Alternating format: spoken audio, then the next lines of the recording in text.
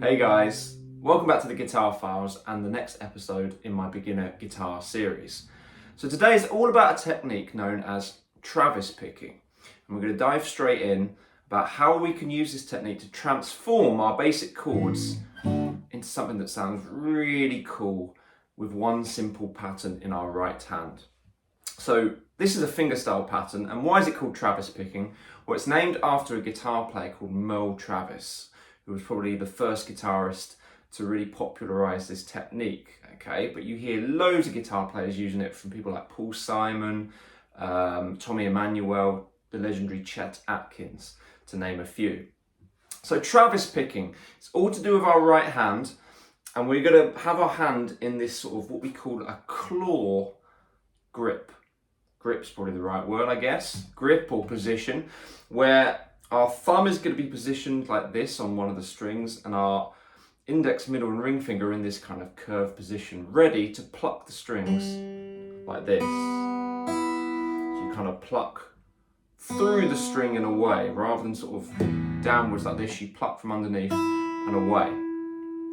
And the thing that makes this technique really distinct is what the thumb is doing. The thumb is driving the rhythm. It's kind of playing on every beat, more like this. 1, 2, 3, 4. 1, 2, 3, 4. Okay. So the chord that we're going to use to sort of begin this technique is going to be an A major chord. So if you don't know what an A major chord is, I recommend that you go back to one of my first episodes in this series where I give you 5 major chords to practice. So we're going to take A major, and I'm going to break down what the right hand does. So we're just going to start with the thumb. Like I said, it's on all 4 beats of the bar, like this. 1, 2, 3, 4. So it's going to be switching between the A and the D string. So the A string is the 5th string, and then the D string is the 4th string. So like this. 1, 2, 3, 4. 1, 2, 3, 4. Okay, now the next thing we're going to add, once you've got that, let's try that together actually. I'll give you a 4-beat counting. 1, 2, 3, 4. 1, 2, 3, 4. 1, 2, 3, 4. Very good. Okay, so the next thing we're going to add is on beat 2, so it goes 1, 2. On that second note, we are going to pluck the G string at the same time as our thumb, like this. So my thumb is playing the D string and playing downwards. My index finger is going to be playing the G string and sort of plucking upwards in a way from underneath. So when you play the 2 together, it sounds like this. So it's going to be like 1, 2, 3, 4. 1, 2, 3, 4. Okay, let's do that one more time. I'll count us in. 1, 2, 3, 4. 1, 2, 3, 4. 1, 2, 3, 4. Very good. Okay, now let's look at the second half of the bar. So we've got 1, 2, and it's going to go 3 and 4 and. So what that is, if I break that second half down, it's going to be thumb on the A string, index finger on its own on the G string, thumb on the D string, and then finally my middle finger is going to pluck the B string. So that's the sort of the second string nearest the ground. So that's like this: thumb, index, thumb, middle. So it's thumb on A, index on G, thumb on D, middle on B. Okay?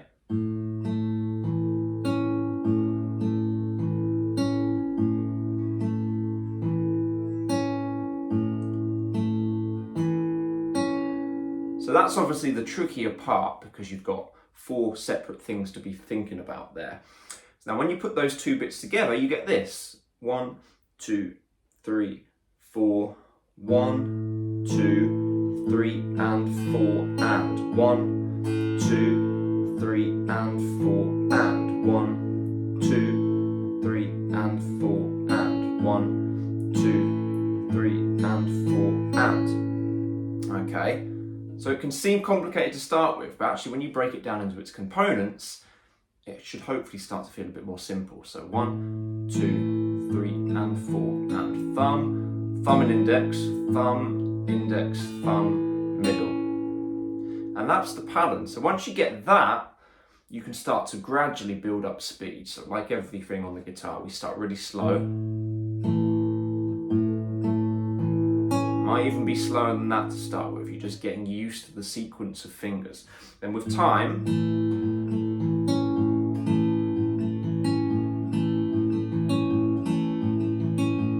you can get this really impressive sounding pattern, and it's just the same thing but quicker. Now, what you might notice, if you see some people when they play like this, their hand might be in this what I call a floating hand position. Some people might rest one of their fingers or even two fingers. Someone like Mark Knopfler will rest his ring finger and his pinky on the scratch plate.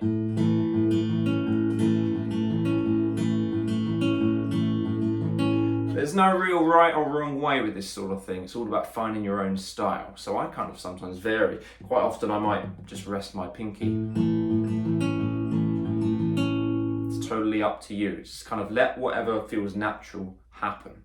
Okay, so that's the pattern. Now the thing, once you get comfortable with that you can do is you can try and move it to your different major chords. Okay, and the pattern will generally stay pretty much exactly the same. So A we've done.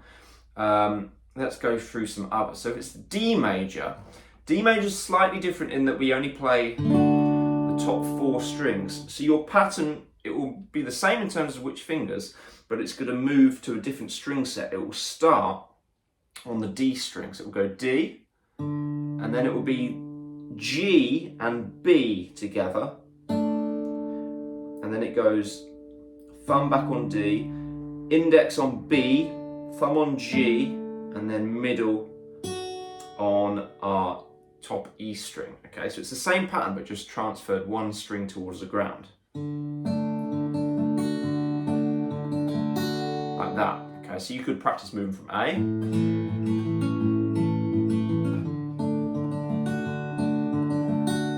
Like so.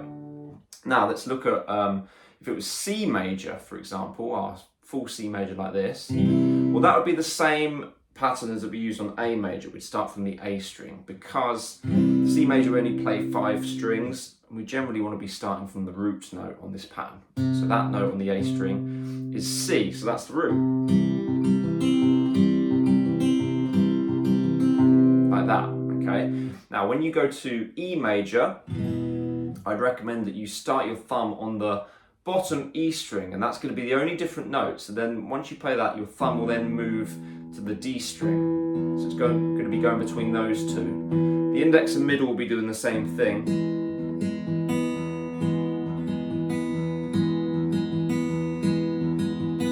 Like so, okay?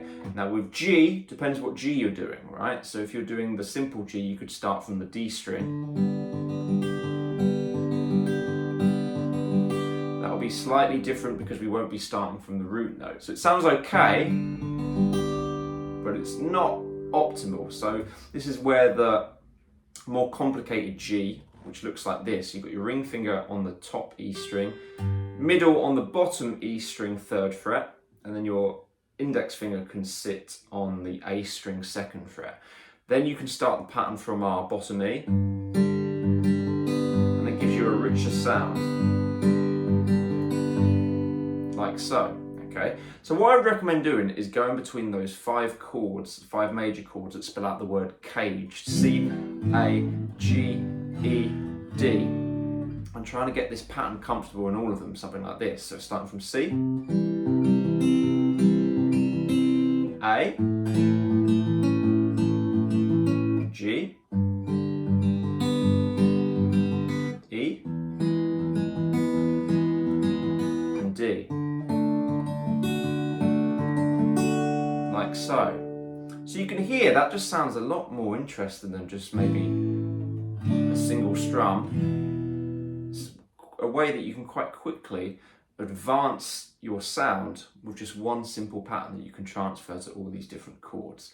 Okay, so just to recap, the thumb is driving this rhythm. It's playing on every beat. 1, 2, 3, 4. So if I go back to A, it's going from A to D, A to D. 1, 2, 3, 4. Then on beat 2, I'm adding my index finger onto the G string at the same time. 1, 2, 3, 4. And then the second half, 1, 2, 3, and 4, and thumb and index, thumb, middle. Like that. Notice that time, I'm actually resting 2 fingers there, right? Kind of varies depending on what I'm playing, really. So that's your pattern, Travis picking. So you might hear this term coming up. Now you know what it means. Okay, so listen to some people like Chet Atkins, Tommy Emmanuel, Mark Knopfler, and you'll hear this technique in use. See if you can spot it. I hope that all makes sense. Please leave a comment if anything is unclear and I will answer for you. But yeah, in the meantime, as ever, happy practicing and I will see you soon.